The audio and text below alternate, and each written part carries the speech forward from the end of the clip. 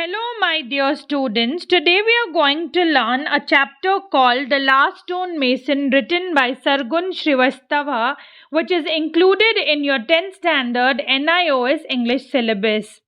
Students, this is a traditional art and craft story, the conflict between traditional and modern money making ideas, and the importance of passion, dedication, and inner talent.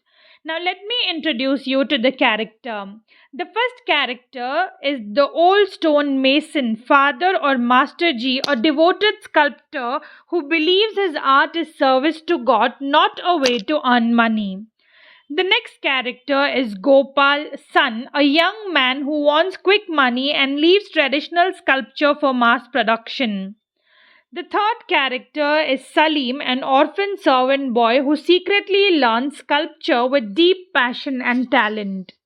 Now let's begin with the first part, the son's anger and poverty. The story begins with the son angrily throwing away the hammer and chisel. He feels frustrated with poverty and blames his father's traditional stone carving for the miserable life. The small, dark room and poor living condition increases his anger. To him, this art has brought nothing but suffering. Let me give you an example for this. Just like a student who blames studies for failure instead of lack of effort, the son blames art instead of understanding its value. Now let's move on to the second part, that is fathers believe in art as worship. The old father calmly replies that money is not everything.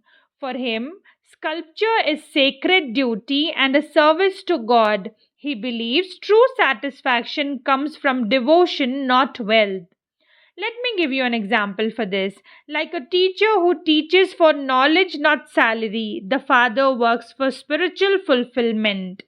Now let's move on to the third part, clash between tradition and modern thinking. The son argues that times have changed and mass production is the future. He wants to make tourist items that sell fast. The father refuses, saying this skill is a family tradition and passed down for generations. The son leaves angrily, breaking both family and tradition. Let me give you an example for this. This is like choosing shortcuts instead of mastering skills slowly and honestly. Now let's move on to the fourth part, that is father's loneliness and determination. After the son leaves, the father sits before unfinished statue of Radha Krishna. He feels lonely but remains determined to complete his work. He knows his strength is fading, yet his love for sculpture keeps him going. Let me give you an example for this. Like an old athlete finishing one last race, the father pushes beyond his limits. Now let's move on to the fifth part, that is physical struggle and inner pain.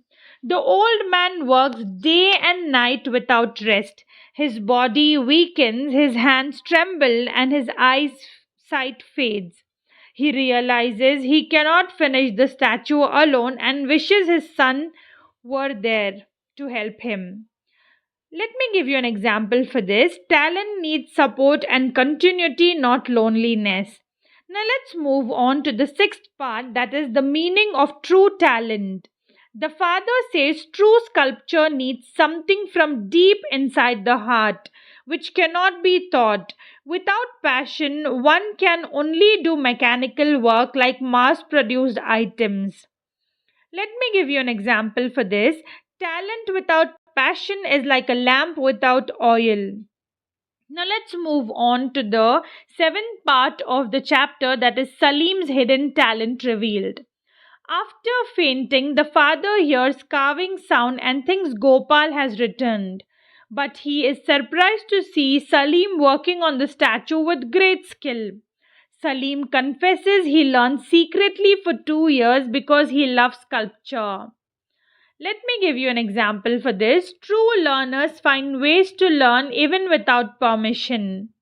Now let's move on to the eighth part of the lesson, that is the birth of new stone mason. The old man realizes Salim has natural talent and passion. He blesses him, saying he will become one of the best stone masons in India. The tradition continues not through blood but through dedication. Let me give you an example for this. A true legacy is passed through values, not family alone. Now let's see what is the conclusion of this chapter. The Last Mason is a powerful story about tradition, dedication, and true learning. It teaches us that money is important, but passion gives meaning to life. Art is not just a work, it is worship. Even though the sun leaves, the art does not die. Through Salim, hope is reborn, proving that real talent always finds its way. Students, now let's see what is the moral of the story. True art cannot be mass produced, it is born from love, passion, and dedication. Respect your tradition and skills because they shape your identity. Learning with passion makes a person truly great. Thank you, students, for listening. If you like the video, give a thumbs up, share, subscribe, and do comment. See you in the next class. Until then, bye.